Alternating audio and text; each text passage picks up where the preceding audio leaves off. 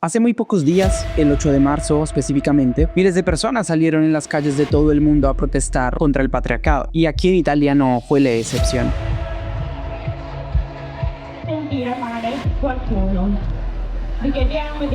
Protestas y manifestaciones en las ciudades de Roma, Milano, Torino.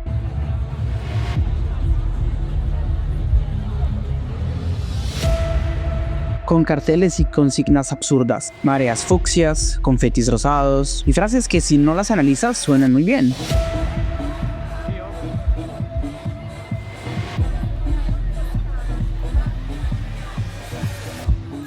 Este será el fin de Wakanda. Hoy vamos a analizar muchas de las consignas feministas y les vamos a desmontar con datos italianos, porque el feminismo moderno no es igualdad, es una ideología y la diferencia importa. Lo curioso es que dicen que tenemos aquí en Italia el gobierno más antifeminista de los últimos 80 años, liderado por una mujer. Vaya misoginia. Así que quédate porque esto se va a poner bueno. Bienvenidos a David's Life.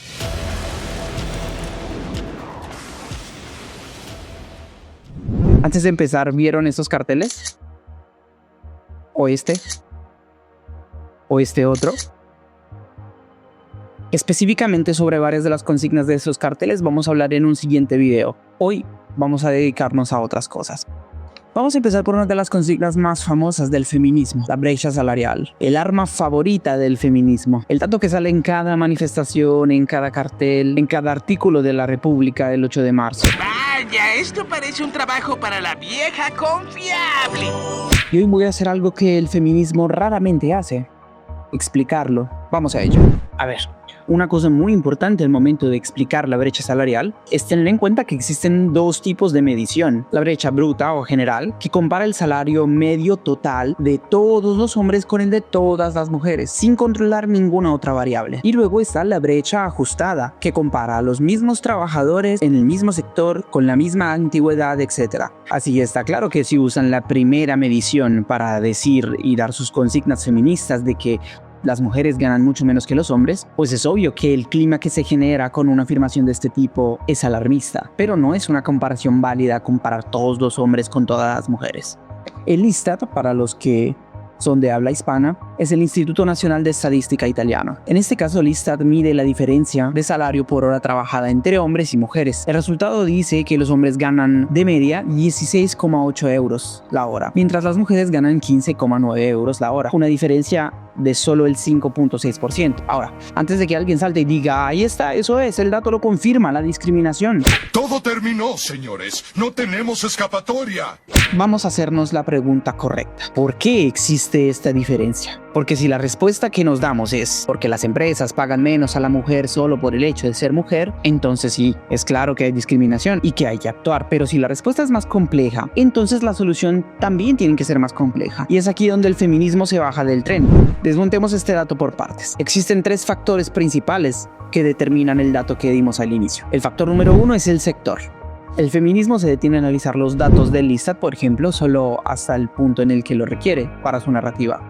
Pero el mismo ISTAT te muestra otros datos que el feminismo no quiere mostrarte. Por ejemplo, el ISTAT también nos dice que, por ejemplo, los sectores donde las mujeres son la mayoría, educación, sanidad, servicios sociales, la brecha salarial es mínima o directamente no existe. El sector público italiano, donde las mujeres representan el 55,6% de los trabajadores totales, tiene una brecha del 5,2%, aún menos. ¿Y dónde está la brecha más alta? En el sector privado. Concretamente los sectores masculinizados, la construcción, el transporte, la industria pesada, la minería. Pregunta simple, ¿un ingeniero de minas y una maestra deberían ganar lo mismo? Mucha gente dirá que sí filosóficamente, pero eso es un debate político sobre cómo valoramos nosotros el trabajo. Hay que tener en cuenta que el dato que dimos al inicio de la brecha salarial entre hombres y mujeres no divide por sectores, sino que toma todos los sectores de trabajo, no teniendo en consideración la sobrerepresentación de mujeres que hay en sectores menos pagos, y no porque un patriarca pague menos en esos sectores específicos solo por el hecho de que hay mujeres. Es más bien al contrario, pero eso es una cuestión de economía que quizás toquemos en un próximo video. El factor número 2, las horas de trabajo. Los hombres en promedio trabajan más horas extra, más turnos nocturnos, más fines de semana, y esas horas se pagan con complementos, y esos complementos engordan el salario final. ¿Y por qué los hombres trabajan más horas? Bueno, en muchos casos es porque las mujeres priorizan la flexibilidad horaria, especialmente cuando hay hijos de por medio, no porque las obliguen, es su elección. Y aquí el feminismo tiene un problema muy serio. Si respetas la autonomía de las mujeres, tienes que respetar también esta elección. No puedes decir que las mujeres son libres de hacer lo que quieran y después no respetar este tipo de decisiones personales. El factor número 3 es el riesgo.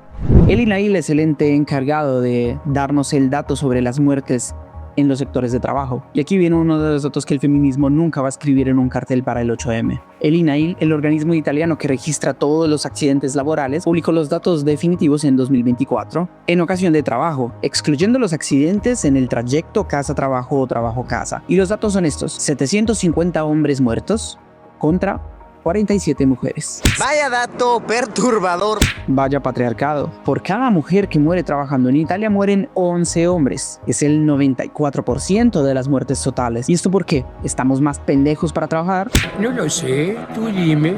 Quizá, pero una de las explicaciones más razonables es que los hombres escogemos los trabajos más peligrosos. La construcción, el transporte, la industria pesada, la minería, la agricultura. Son trabajos mayoritariamente masculinos. Y ojo, no porque nadie impida a una mujer entrar a un sector de trabajo de este tipo.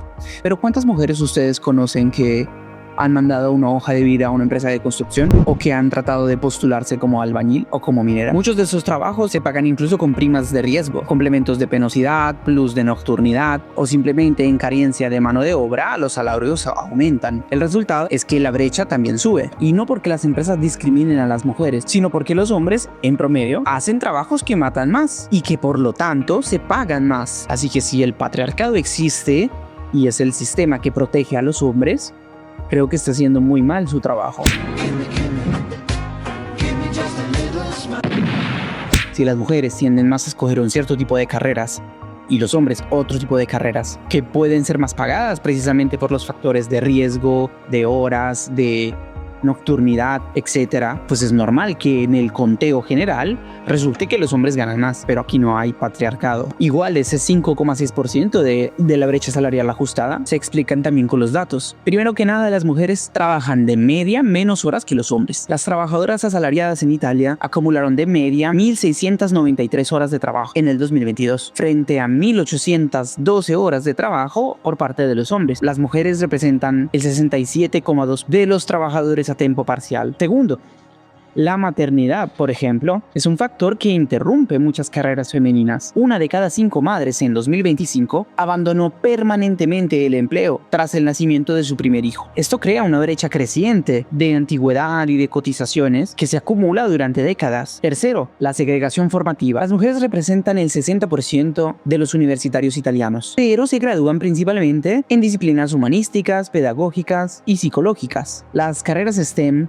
que son más lucrativas en el mercado, siguen siendo territorio masculino, y no porque las mujeres estén excluidas. Y en este punto muchos dirán que se trata de presiones sociales o psicológicas por el hecho de ser mujeres, siempre fueron dirigidas hacia un cierto tipo de trabajos o de vocaciones. Y en un mundo tan feminista como el de hoy, esas cosas ya decaen un poco, porque todas las feministas que dicen este tipo de frases casualmente no están trabajando en las construcciones, no están estudiando ingenierías o carreras científicas o trabajando en minerías o haciendo más extraordinarios que los hombres o trabajando en horarios nocturnos. Y a mí personalmente no me importa lo que cada quien quiera hacer con su vida. Lo que no se puede es llamar patriarcado al conjunto de motivaciones y decisiones personales de las mujeres que las lleva a escoger una carrera de un cierto tipo frente a una carrera que pudiera darles más dinero.